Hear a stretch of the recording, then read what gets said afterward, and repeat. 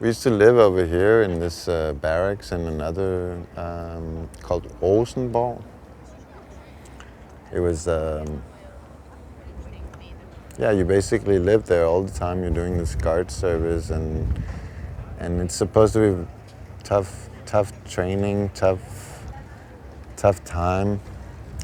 But yeah, I got around that pretty well. I think it was, for me, it's always been telling stories to get around having to do stuff you don't want to do. Because that's what people like to hear. They like to hear stories.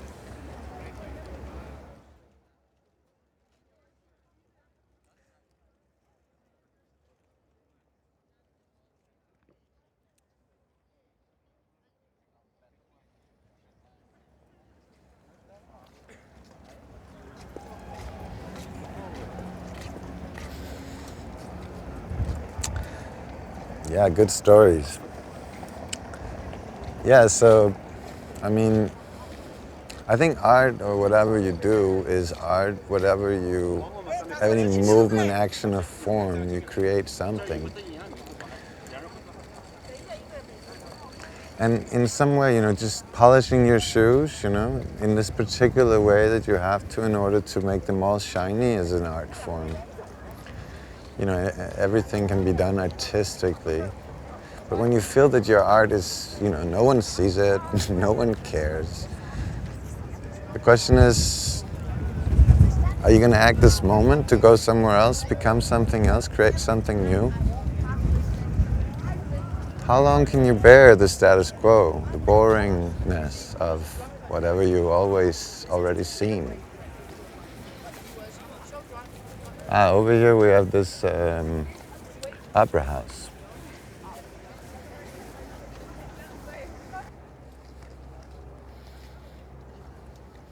But they're good for tourism and all that. And then, so after doing that, after 4 months of training and 4 months of that, I was like, they want to put me back into green service. And I was like, fuck that, I'm not spending another 4 months of that. So I deserted the army.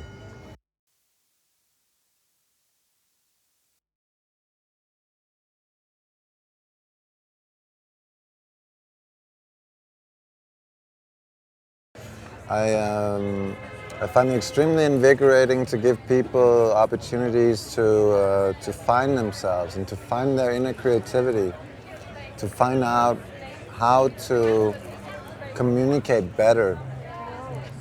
Because we can communicate through every means and form, and creativity is really a gift to learn how to communicate better and to see things more beautifully, more real, more authentically. Like the smallest things of appreciation, like even appreciating food or understanding what you see better, or why what you see is connected to what kind of nerves or understanding or what kind of reality of the culture that you're in.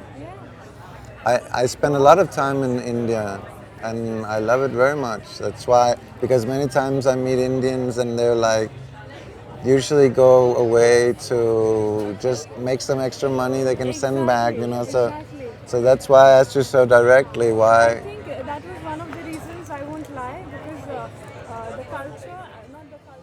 My darling, everything is fated. It's not by our hands that we make our misfortune. Perhaps one day our fates will cross when our desire to meet is strong enough. For if one friend denies the other and we meet as strangers, and if each of us follows his or her own way, don't say it was by our own will, but rather the will of fate.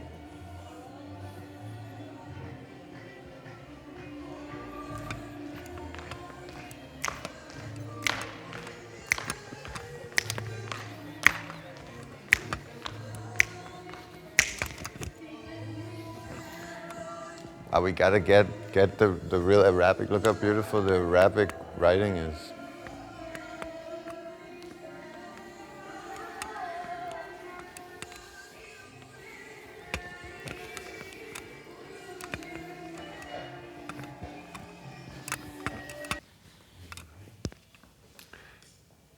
This is and some kefir. You saw how he was doing that when he smashes it with the spatula, but I don't think he smashed it with the spatula here.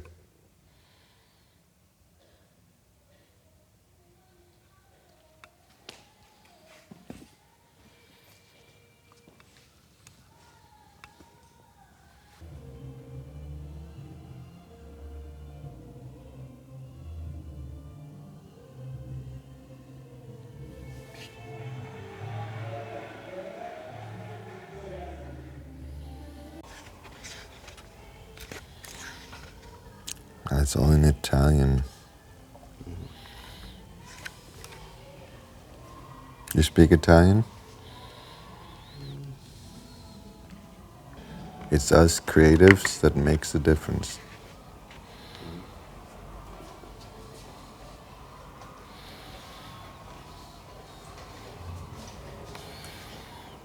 I was asking an Italian guy, so what's a really good pickup line for a girl in a bar? And he says like, siamo che noi creativi che facciamo la differenza. And I'm like, what does that mean? It's us creatives who makes the difference. I don't know if it works though. Tack ska du ha. Sometimes we have to look in the mirror of ancient heroes to inspire ourselves to remember that we can rise higher and that our level is more important and more real than anything else. Because that's all we are, and that's all that we've ever really seen anyway.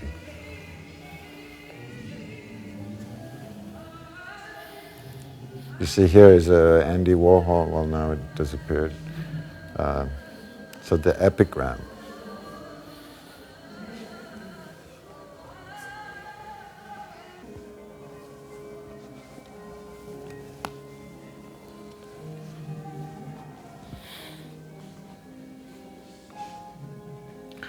Have you been to Morocco? I love Morocco. It's like, one of my friends who live in Portugal, he said he took a flight, it was about 45 minutes. And it's the furthest he's ever been away from home. Like, it was like going to a whole different time. I like that description. It's a lot of different cultures, a lot of different times clashing. Beautiful pictures, huh?